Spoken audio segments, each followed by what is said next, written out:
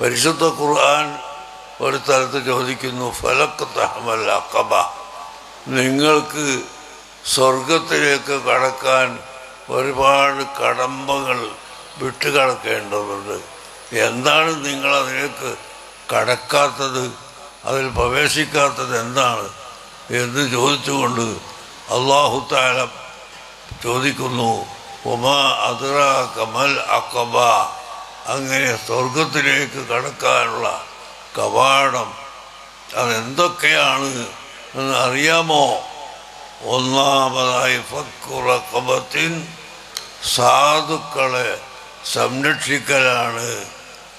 ഔ ഇത്ആമൻ ഫി യൗമിൻ ദി മസ്ഗബത്തിൻ യതീമൻ ദാ മഖറബ ഔ മിസ്കീനൻ ദാ മത്രബ, അതുപോലെ യതീമുകൾക്കും മിസ്കീന്മാർക്കും ഭക്ഷണം കൊടുക്കുകയും അവരെ സഹായിക്കുകയും ചെയ്യുക. ഏതൊരു വിഷമഘട്ടത്തിൽ പെട്ട ആളുണ്ടോ അവരെ സഹായിക്കുക. അതാണ് നിങ്ങൾക്ക് സ്വർഗത്തിലേക്ക് കടക്കാനുള്ള കവാടം എന്ന് പരിശുദ്ധ ഖുർആൻ നമ്മെ അറിയിക്കുന്നു.